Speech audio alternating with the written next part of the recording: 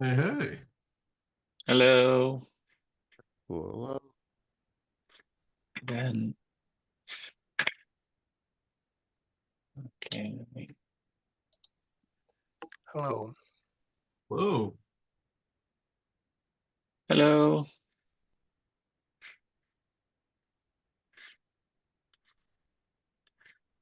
Okay. See.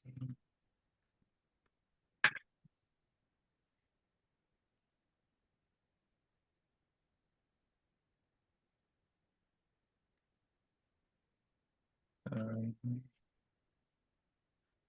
Laptop is behaving godly. Okay.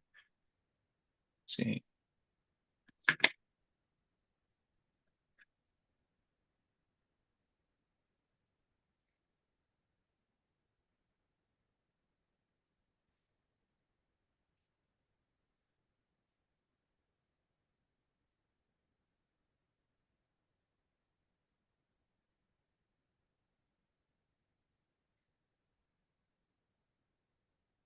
So weird. We have this. I love. Yeah.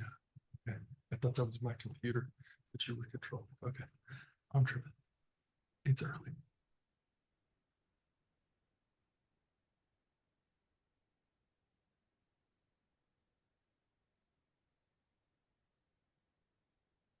Okay, so today is March the 10th.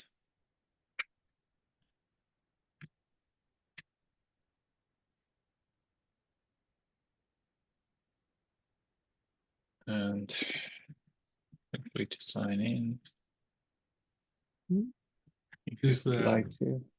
Yeah, is the link to that hack in the chat? Let me do it in a second. Okay. Where is it? Okay. It is now. Welcome everyone.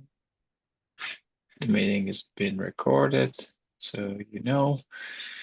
Um, Let me see.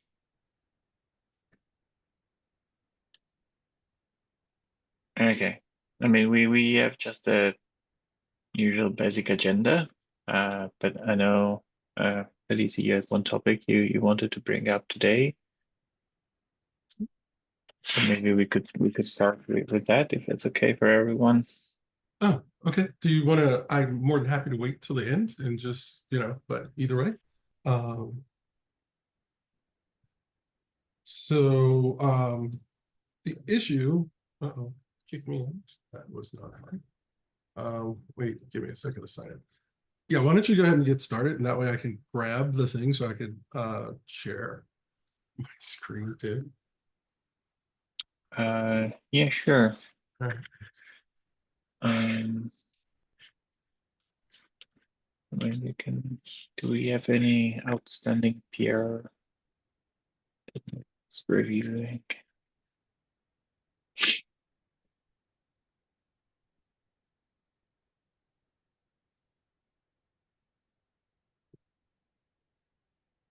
Spec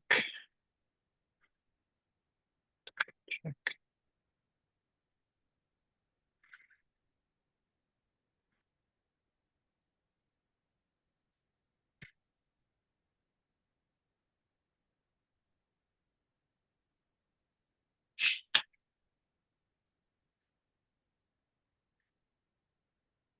Okay, we have a couple of PR.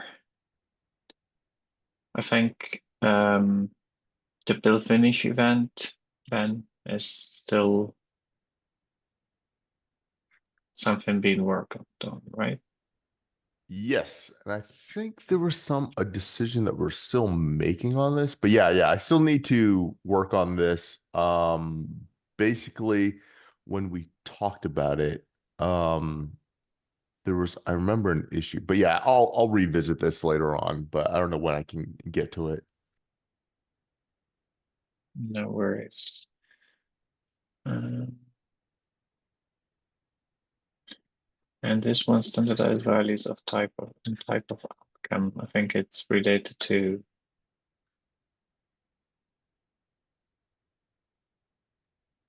Yeah, I think we're just waiting for them to Oh sign it. yeah, But if they haven't signed it yet, because I think I posted that message like Yeah. 3 weeks ago, we might want to just pull this PR in and sign it ourselves and just merge it since it's been a little bit. Oh wait, no, has it? I see all checks have passed. Yeah, but Oh, verified commits, signature. Yeah. Okay. but the DCO is passing That's what I was confused actually. with. Yeah, because like all the pass everything is passed. So I was a little confused on what happened there. It's probably some of the commits might not, maybe not all commits are signed. Yeah, just the last one or the first one. Yeah. Well, they have the signed off, but maybe they're not signed. It's two different No, you things. see the verified on the right. There's only one. Yeah. It's only the last one. So they need to also re-sign the DA08 commit. Mm-mm.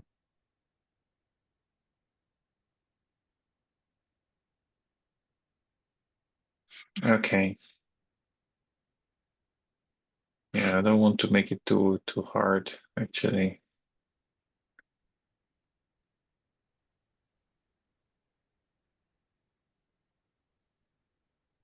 I mean, since they belong to the same PR, I would be okay with just merging it as it is, to be honest. Yeah, I'm completely fine as well. We can just like squash merge it as well. Like, oh, it's signed by the whole thing because it's squash. Okay.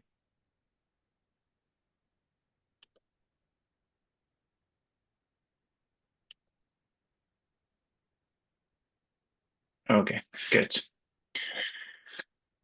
All right, so we are up to date with this. So you said that Izzy you wanted to share. Are you ready? Actually, I was just adding it to the agenda.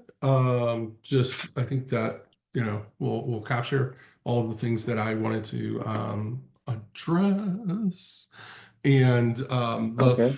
the first in I for your sake, David, I sent an email to Andrea and Ben about some work that I was doing to support the Dora community that had a question about how to use, well, ways to, track your Dora metrics. And one of the metrics that I wanted to show them how to do was lead time to change.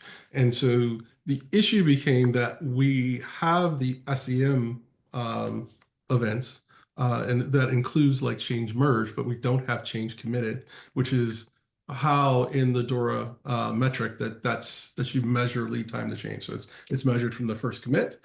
And so I wanted to propose that we add the change commit to CDEvents, and Ben has given me the format to put that in. But what I'm hoping is that aside from Dora, are there other use cases that this group might Mhm. think of for change committed? So with change committed, do you Mhm. mean the time where the code is submitted to?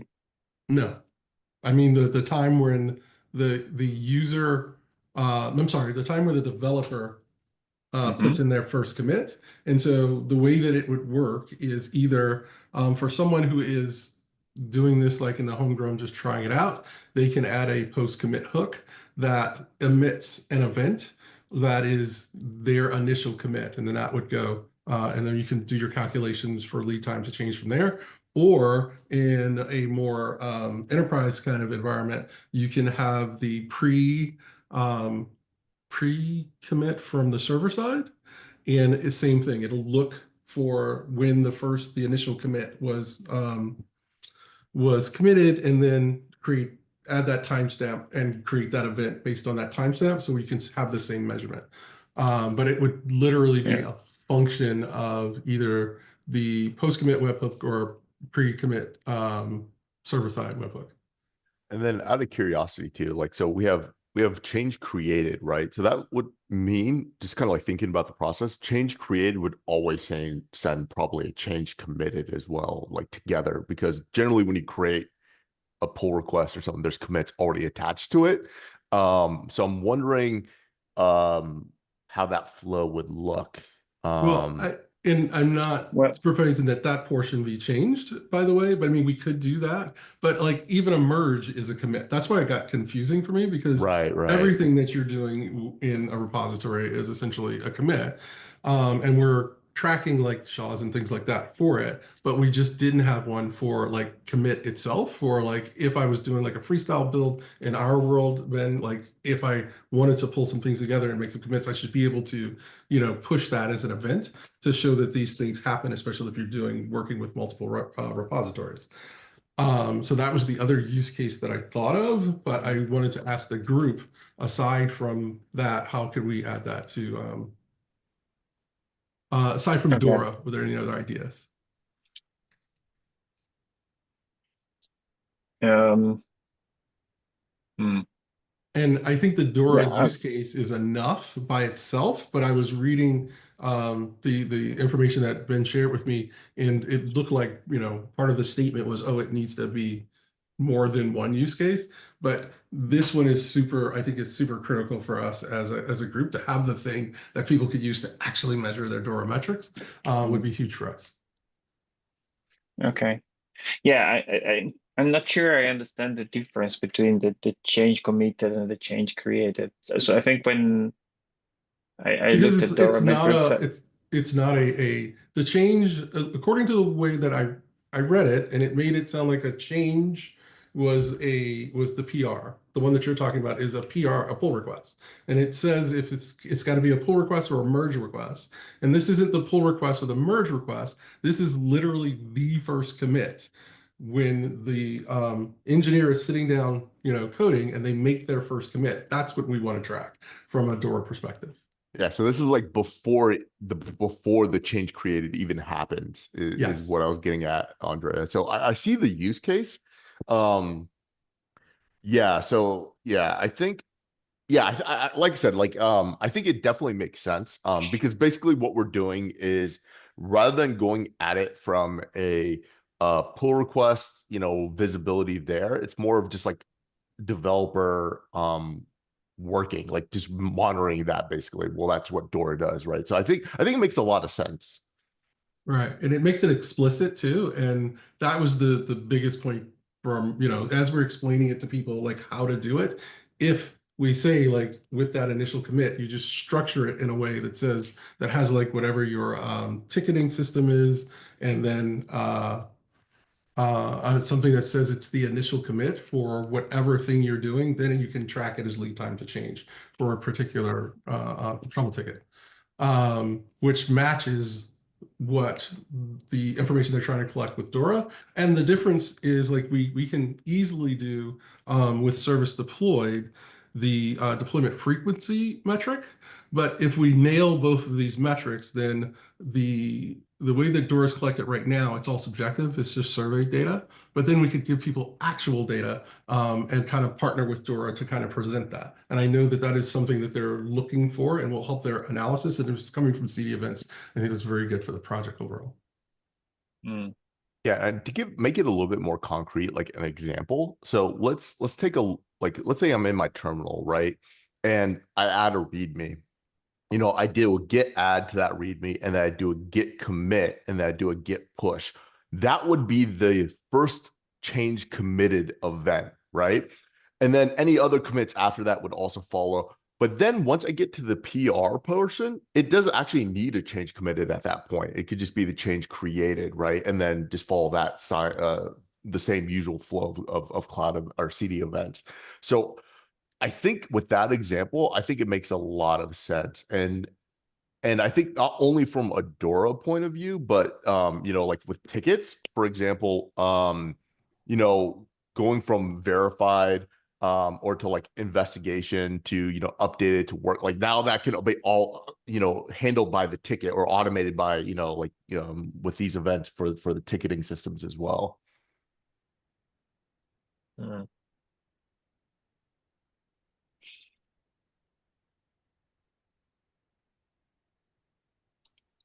Yeah,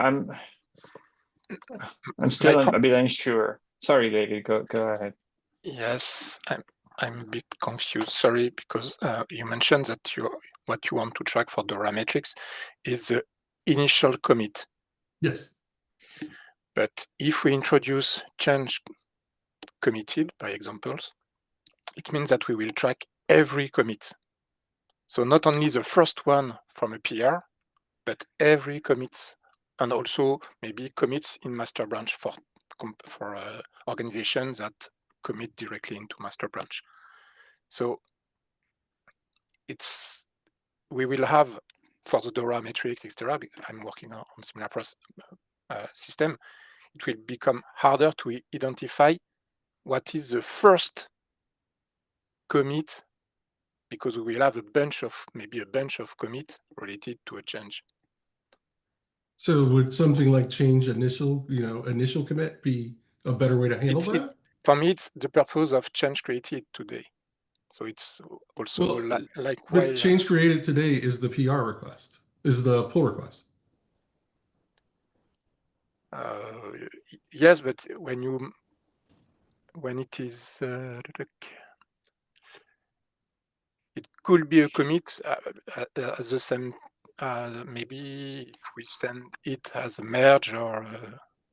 No, still merge has a specific connotation Yes. too. It's the merger into something, not the initial commit. And that's the key sticking point, and why I wanted to bring it and discuss it here, is that what we're talking about trying to collect is the initial commit. But then also, just because you have the event doesn't mean you have to track all of them, right? This is an event that is a change committed, but you don't have to then say, oh, we're going to track every single commit, because it's up to the system to emit the event. And so, yes, if a company wanted to, or an organization or a product wanted to track every single commit, they could do that with change committed. Also, because we're not going to preclude that, of course, but if we just have the information there so that you can use it and a methodology to say, hey, this is how you use it to collect your initial commit, and how you can do that programmatically, to have the marker there that says there was a commit, but then in your commit messaging also say that it was the initial commit. Or we can solve the problem, as you just mentioned, and not give the opportunity to collect every commit and say that it's the initial commit. But then at that point, are we doing it from, no, because it's still source control, version controlling, and it's not necessarily saying it's from the repo end. And so, yeah, we would either have to do it as the initial commit or give people the opportunity to do every commit. What that gives us long term, however, is like if I create a Gradle plugin that in circumstances or in certain environments, I want to track the commits that I'm doing during the build process, then I could use that to do that with that plugin, whether it's Gradle or Bazel or whatever. So it is, I always kind of lean towards flexibility when I'm creating like a structure or like some sort of paradigm for people to use for programming, but I tend to be too flexible. That's why I wanted to bring it here. I think the call out that we are really only interested in the initial event from a DORA perspective is something that we should definitely collect as well. I wonder if we should think about maybe also, like, I don't know if I like this solution, but I'm gonna throw it out there just in case, like, I didn't think about it fully, but my intuition says it's probably not a good idea. But we could also update a change created to also mean commits, but it already has so many definitions that I'm a little worried about overloading it, but that is also a possibility.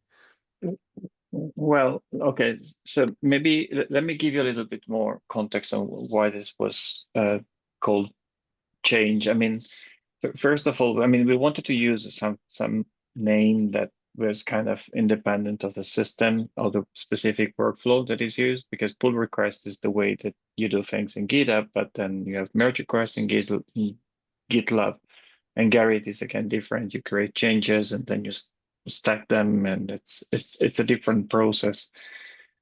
And we didn't want to go at commit level to kind of avoid creating too much complexity, because for instance with GitHub is you create a commit, and then you can put it in your fork, you can put it in the main repo directly, and then you can create a pull request, and then ends up in a different commit. And it becomes a lot of information that is not necessarily relevant. So I think the concept that we wanted to capture with CDEvent is that as a developer, I have some code that I want to share with other developers at some point, and that's when I create a change. And then how this is realized in the system, it depends by the system that is behind. So it could be like a pull request, or it could be like something else. I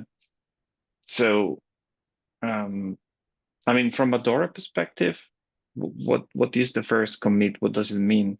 Is it Yeah, the that's first the time? lead time to change. It's the first time you commit something to a repo. It's like you get your ticket, like, hey, I'm going to work on this problem. And then as soon as you make your first commit, that's what they're measuring from lead time to change. And right now it's surveyed. But I guess that depends on, how developer work and how the organization defines their workflow. Because I mean, you could say, well, actually, when I first make my commit to start working on this, it's just on my disk, so no one knows about it, and there's no event associated to it unless I sent an event from my personal laptop, which I could do. But so is that? No, that is why I was talking about the ability to send a post commit webhook from your laptop.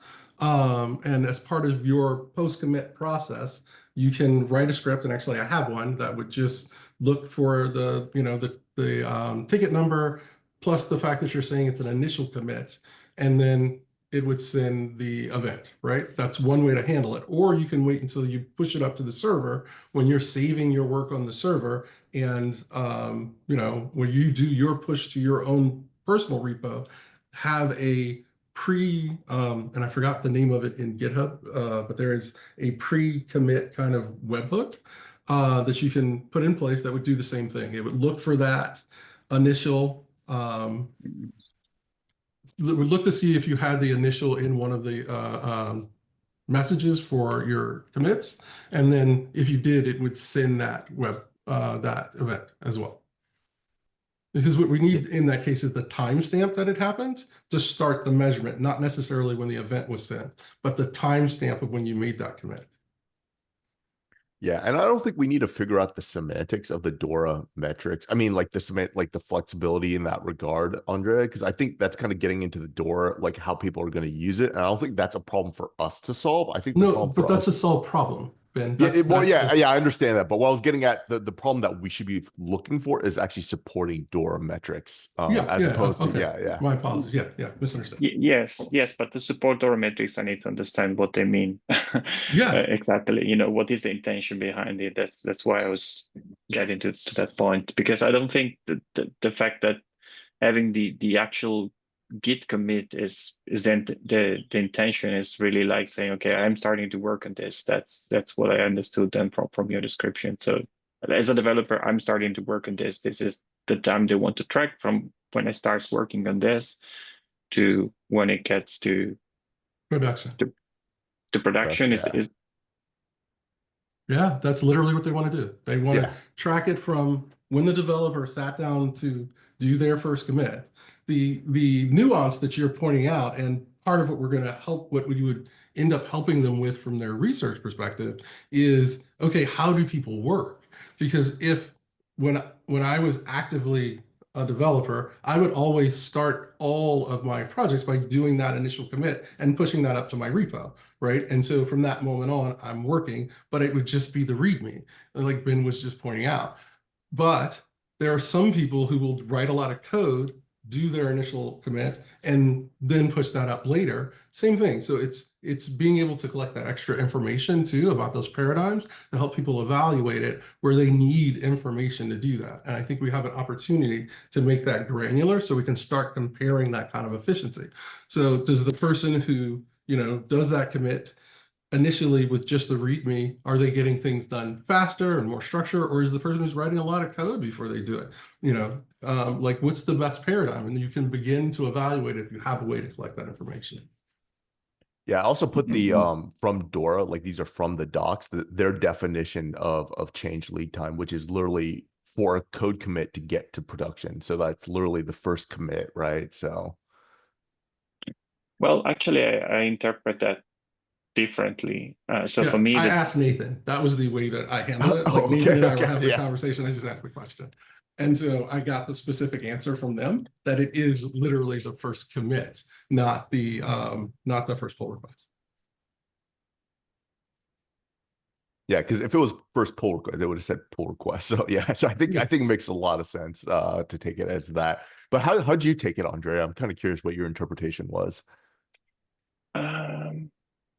no, I mean, for me, the time it takes for a code commit or change to be successfully deployed to production, it means that the code is made, and then it's about how long the system that builds the change and deploys it and so forth and gets through the staging environment, and so kind of all the CI/CD pipeline that becomes after the code is that happens after the code has been written. So how long that takes. Yeah, that's how I looked at it too. Because I'm a tool builder, right? And so I want to know how efficient my tools are. And so when we say, hey, start this job to do the deploy, that's the thing I want to know how long it takes and where the bottlenecks are, not the whole process of, you know, from writing the code to getting it to production. But again, that is part of that metric definition that they're setting, and it is an opportunity for us to support it, and that's all it is. And even if we wanted to say, hey, we can do the pipeline one where we're measuring the pipeline from the merge to the release branch that triggers that build, we can still collect the information that we want from a tool perspective. Mm-hmm. Yeah, I mean, I'm fine in capturing that event. I don't think it's an event associated with a tool, though. It's an event from a developer that says, okay, I'm starting to work on this. And if there is a ticket associated, it could even be like assigning the ticket to myself, but that could be different. I mean, maybe I assign it to myself, but I've not started working on it. So I'm fine having like an extra event. Just trying to think what the best subject and predicate for that would be. Yeah. I mean, for me, change committed sounds different from what you're telling me, but that's maybe just my. I find that the naming change committed confusing. I wouldn't associate it to saying, okay, well, actually, this is where I'm starting to work on something. To me, it seems like. Should we have a new subject for it? I'm like, that's again, like I am open to however it works best for the greater group, because I found it a little bit confusing too, but that was the only thing I had to work with, was the SEM, and the way that is just version control and isn't implying that it's a version control server, is also part of the confusion, right? Because once you say version control, that's the life cycle of version control. And because you're doing it on a machine, it's an event that's actually happening on a machine, a tool that is, again, your laptop or your workstation or whatever. And if you're pulling that information out when you push it to the server for the first time, like you would be doing in most enterprise settings, because, you know, it's, well, anyway, we'll go into that part. There is also a use case though for tools and security for scrubbing secrets. Like if you accidentally commit secrets, like this could help with that. And I don't know how many times I've scoured GitHub and found someone's public or private key inside of GitHub. So this would actually allow for something like that. Yeah, and it's not that the tools don't, you know, do commits. It's just that, I mean, everything we do is build, test, store, right? And so at some point, there is going to be a commit on those that those tools do themselves, because even like I said originally, a merge is a commit. And it's like, okay, are we tracking just the high level events, or are we actually tracking the event itself, which is I've made this commit that represents this thing? And the other thought that I had was like, okay, am I talking about changing the whole structure of change to mean different types of commits? That was the other way that we could handle it. And then every change is an expression of commit. And then we could just go with change initial, and then that would solve that problem as well. What about subject being repo or repository? Yeah. That might be nice because then we could have like repo created, and that could have some interesting tool hooks as well. And yeah, so that could open up like that subject could open up a whole slew of potential there. So I think maybe repo like dot committed or repo dot pushed or something of that nature might make sense as well.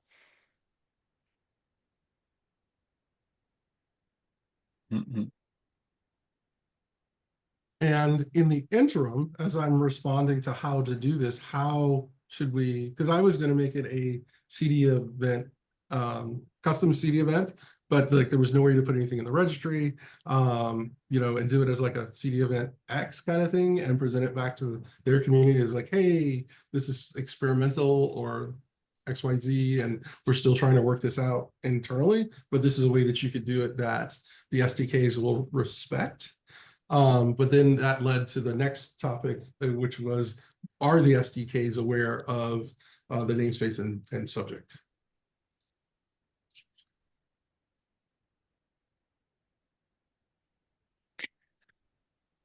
Yes. Okay. I mean, for this specifically, yeah, I mean, we could you can go through the custom path if you want to. I mean, especially if it helps you with like experimenting internally before it goes into the spec. So definitely, but I don't think that. I mean, it seems like something we can add to the spec. But yeah, in the meanwhile, if you want to use the custom event. Mm-hmm. Yeah, so I need to check. I mean, for the Go SDK, I'm pretty sure for custom events, we validate that if you use the dev CDEvent X prefix, that the subject is structured as namespace dash subject. So it checks for that. And if it's not, if it should fail validation, basically. Yeah, but I think that's as far as it goes. So there's no specific API to control the namespace as a part as like putting it into the subject. I don't know if that answers your question. Yeah, as long as it tokenizes correctly and treats the namespace portion of it as something separate from the actual subject, then we're fine. As an experiment, because we want to be able to take the subject itself and promote that to CDEvents, as opposed to having the dash in there when it lands, right? Because if you start coding around that portion of it when we promote it, it's a lot of changes you got to make. Okay. No, I think the way it is, it's basically, I mean, it's a namespace subject. So the subject would be the namespace dash whatever. So the whole subject is. Oh, okay. So it isn't that. namespace subject. It's a subject with a namespace in it. And so instead of what I put, where it's namespace dash subject, it should actually be one thing with a dash in it, right? Yes. So. Yeah. And so okay. So it sounds like I need several proposals, but where can I put the JSON schema for this change committed experiment while we're figuring it out? Is the registry, so is there someplace like in our registry? I mean, does the registry exist for me to be able to do this, or where would I put it?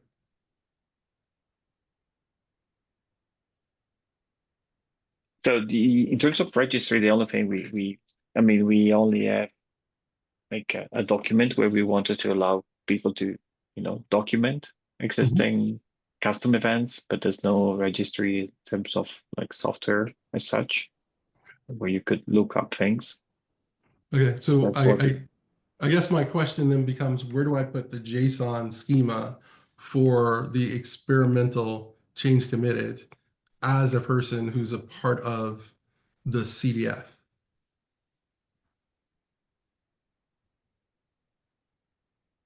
I see. The initial plan was to just have the schema hosted somewhere, but that's up to you where you host it, and then to provide the URL in the registry document. But we could host the schema itself into some repository as well. That would give more visibility control into ours. Yes, Yeah. because then I guess with the URL you don't really see if there are changes behind that URL.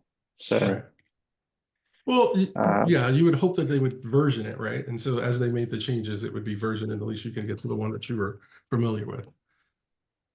Yeah, but the way we set it up initially was to keep it really lightweight, just a URL, so you can host the schema where you want, and you can, manage your versions without having to go to a repository where you're not necessarily a maintainer. Right. Yeah. Same thing. I just want to do it as the CDF.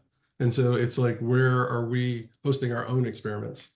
I see. Yeah. It's like, I'm agreeing with you. It should be separate and we should store it somewhere, but we should have a place where we, as this collective group, can experiment with new ideas and new schema, just like we were a vendor or a user, end user. I see. So far for experimentation, we would use just, PRs and discuss with the community. But if you want to have like merged extensions that we can play with, we could set up a repo in the CDEvents space to host them. Okay. And we could probably use like the CDEvents.dev domain to make them browsable, just put some with some subdomain or something. So that's something we could do. Yeah. Yeah. And we could separate them as, CDEvents X too for the JSON. So it's like completely separated from the rest of the CDEvents, saying that, denoting that it's experimental, right? And it's something that we haven't adopted, because it doesn't seem like change committed is necessarily the way to go, but it does give us a place to start playing with the idea as we figure out where's the best place for this event to live, or we might want to change the name and completely to like, developer. I don't know. I don't know what the name we would change it to would be, but we've called out some really good things about how this doesn't necessarily quite fit perfectly. And I'd like to respect that, but I still want to like unblock people to be able to start using this as soon as possible to see if it works for them. And then we could collect that feedback as well. Yeah, I see. This could be in a fork even or so, but if you prefer to have like a CDF owned repo or a CDEvents owned repo, then we can create like a repo for extensions where we can put them. Yeah, because that gives us a path to the registry too. If we already have a repo where we're starting to store those, it does give us a path to the registry. Unless you wanted to put those directly in the database or something like that. I would like to highlight that custom. I'm not a user of custom, but also of the CDX, etc. Will conflict if we have another initiative that is to, instead of having one schema per message type, to have one for all. to ease the development of SDK, or tools, documentation, etc. So in this approach, it means that we couldn't no longer have one schema, etc. Because today for us it's a pain to maintain all this bunch of schema and to generate SDK. I don't think we have to go that far. I think what we could do, as long as we make it configurable from the SDK's point of view, where they can then generate their custom definitions however they see fit. They could just point it to a location or et cetera, et cetera. I think that's the amount of work that we need to do from the SDK's point of view. And anyone that's interested in supporting their own custom events that needs like a custom generator hook or something like that, that's something they can do and not rely on us to be as the maintainer. So I think there's still ways around that. So the schemas are generated, is that what you're saying? No, the SDKs are generated. Oh, okay. Okay. Yeah. Because, okay. All right. And so, but they're generated from the schemas. Yes, yes. Okay. Okay. But that also helps with this particular case where I was asking, was the SDK aware of the CDEvents X prefix? And how to consume that? Today, I'm the maintainer of the Rust SDK. We use the schema at build time, not at runtime. So we don't. Today what we are doing is we clone the repository for one version, and from all the schema we generate the model in Rust. So there isn't. It's not a runtime where we'll see. Oh, it is this. I don't start by reading the context, and from the context see, oh, now I have to download the schema to read the rest of the document. It's not how it works at runtime. It's fully but that's for the standard schemas, right, David? Yes, and for for custom, no support. So it means that if someone wants to use custom, he have to create like if it's manipulate a random JSON file. Yeah, that's in the Rust schema, and the Rust SDK is not supported. Yes. Okay, yeah, it is supported in the Go SDK, so we'll have to get some alignment across SDKs for these. I mean, there's no like exactly. There's no feature parity for all things. I mean, the custom events were introduced in the latest version, I think. And so we don't have the same level of support across languages. Right. But I think for custom events, even when we switch to like a single schema for all the events, I don't think that will have an impact on custom event schemas or like schemas for the custom data, because that's still something that users can provide, and that's an extra validation that is done on top of the kind of base CDEvent schema. So I think regardless of whether the base CDS schema is one or is one per event, it shouldn't make a difference. Yeah, and like I said, like the SDK should be designed in such a way that users can provide any sort of model as long as it follows some sort of guidelines or signature that can be sent as a CD event. So the SDK can be completely unaware, but as long as it has the right metadata or annotations like Java, for example, or Go annotations, it should then be able to send it as a CD event. That should be the goal. If it can't be done today, that's definitely something we need to work on, because that's something that I'm very familiar with my past experience with the AWS SDK. So that's something I could definitely help giving a proposal to if needed.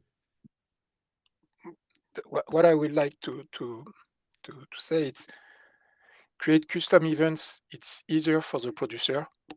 It defines its own schema, etc. But for when we developed a consumer, and as a consumer, I want to validate, every schema by examples. I could not. It's become hard to support custom schema where I have to download the schema from somewhere I don't know where. at runtime, validate, etc., etc. It starts to become very hard at run. If at runtime, for each message we receive, we have to download and to cache schema and to validate at JSON levels, because it means that we will manipulate JSON structure and no longer a type structure in the rest of the architecture of the etc. Because Yeah. it could not be mapped to predefined type of an SDK. It become a JSON. No, that's only one way of doing it though. There's multiple ways. And like you could come in and if someone doesn't have support for that event, they could just exit out early, so that's another way of handling that. And then another assumption that you could make is that anyone consuming the event should know whether or not, what other custom events the producers are going to be sending, right? And like I said, if they do get one that they don't know, they can just, send an error or just report an error back. So I think there are multiple ways to solve this problem. It doesn't need to be like you have to download it, et cetera, et cetera. That could definitely be one way. But like I said, I think we need to kind of go down a road of like proposals for the SDKs on the cleanest path of supporting custom events. Yes, but we agree that for the consumer, he should know how to read, validate, and manipulate, extract the information he needs from Yes, absolutely. whatever types. Yeah, absolutely. And it's where it becomes hard to say, I accept everything that is validated from random value. Today, I create some kind of evidence store, it's the name I use, database where I store every event, and I need to validate that every events are normalized, follow some stuff to allow data analytics based on this store, for example. Yeah, so it sounds like in that model, if we were going to do, I mean, it's a computer, so we can make it do whatever we want. But if we were to do something like, saying at runtime, you've got to do this thing, it's going to impact performance, and it could impact performance really significantly if there's a lot of custom events that you want to use.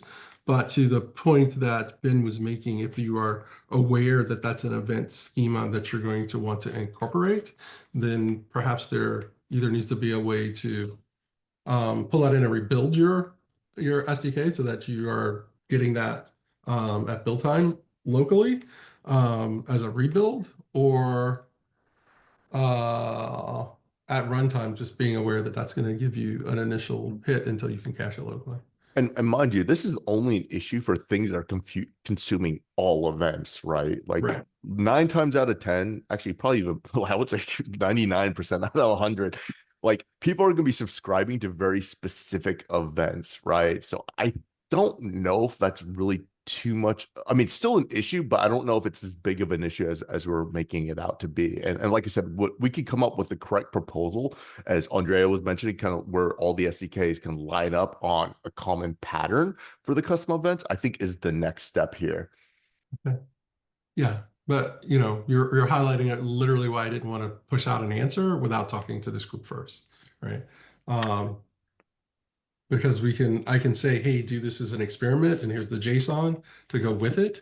But if there's no way for the SDKs to validate that JSON, then that in itself is a problem and something that we would need to resolve. Yeah, I think there are multiple paths, as you guys were saying. So I totally get the points that you make in David. And I mean, I think for custom events that are meant to be kind of relatively ephemeral, so like a path until you get to like a full event, maybe you don't need to make things too complicated. If a custom event is something that is supposed to stay, then it might make sense for an organization to say, actually, we want to have like more programmatic, like more structured access even to the custom part of the data. And for that, we could devise some mechanism like that Easy was saying, rebuilding the SDK, or we could even have some maybe plugin mechanism that allows you to expand the types so that you're able to actually parse those types that are in the custom part. This needs to be designed, but it should be possible. Does that sound like a way forward for you, David? I mean, you could say, well, you know, you provide a certain schema store where the schema should be stored cached, so you don't have to go and get them from the internet. So you could work even in an air-gapped environment, so you don't need to go and download schemas from the internet. And then you could have plugins with data models for these custom parts or these kind of extensions. Yes, I also think, because something related that I start to think is, as you mentioned, extension, but not extension by creating new subject and predicate, but extension by adding data, maybe in a different ways that custom data today, because when I create the mapping between GitHub and CDEvents for our project, I would like to keep some information. So how I can be able, through the SDK, to also provide those additional data, I could say, or extension, like it's the case on OpenCL, this kind of architecture. So yes, we agree that today's SDK and the current work on the single schema need to have extension in terms of subject, predicate, but also maybe some field at some point, and to identify those fields. And that also addresses the last piece, which is, you know, can they have a private URI? But it sounds like right now the way that we have set up the SDKs is, in the Rust example at least, that it's not something that is supported, right? And so if because I don't want to, like, I don't feel like I'm dating myself if I say this out loud, but like, as someone who worked with WSDL a lot, where you could say, hey, you know, these are the schemas I want you to use, and when point to them, and it would have to go figure it out. But it wasn't trying to collect the same amount of, you know, event data that we're collecting. I mean, it's a solvable problem. We know that, where engineers will figure it out. But I do want to be able to respond to the question that was on the Dora community board with something that will actually work, as opposed to just saying, you know, experiment it, play with it, and figure it out. So I would still, then the question becomes, like, how do we do that? Right? Because it doesn't sound, or does it work well enough in the Go environment with the Go SDK to say, hey, this should work? Does that make sense? Like, if I have a custom URI for the JSON schema for this CD event X change committed, would the Go SDK be able to understand and work with that? Possibly, yeah. We need to check, but I think, yeah. So I think we need to. What I would like to do is to track all of these that we discussed in a few issues to make sure we don't miss things. And so, yeah, so there is one is about creating the change committed proposal. The other one would be about having well, the discussion about the registry, I think. And then we have questions then within about existing support in SDKs, the Go SDK, and any design work that we need to do in general around SDKs to support custom events better. So can we create issues? I'm more than happy to create the issues. I think there are 4, at least the way I'm reading it. And so let me triple check with everyone here. So it's the registries one, change committed's another, supporting custom events, and is in the SDK, and supporting supporting private URIs as well, which is a where the domain isn't CDEvents related at all. It's some customers doing their complete own thing, and they're not even ready to tell us about the experiment. They want to be able to add it to the SDK and have it work. And so in those cases, it always sounds like a rebuild is probably the way to go. But yeah, there's a lot of ways to solve the problems, to Ben's point, and I'm sure we'll figure out the best avenue to work at. Does that sound like the 4 folks, or am I missing something? Yeah, I think that sounds good to me. Yeah, we All could right. also bring this up in the implementation. So when we talk about like actually writing the proposal on this, because it's going to come from the implementation side of things that affect the SDKs. So we can speak more on that. I think that's next week, actually. Yeah, next week. And kind of get an idea on how we want to tackle this. Sounds good. Yeah, but in the use case where it's just somebody like playing with the events and emitting events themselves and collecting that data, I think this is enough information for them to move forward and do the basic use case that this was actually going into the blog for. And then as we move up to scale to the enterprise use cases, we'll have to have a real solution for these things, or at least a path to a real solution. Okay. Another All issue, right. if Yeah. related also to DORA. Well, one of the issue I try to solve, but I'm open to. It's how you create correlation. You mentioned the lead time. It's because it's between at least 2 events, the first commit and the first or last deployment, at least the first deployment in production.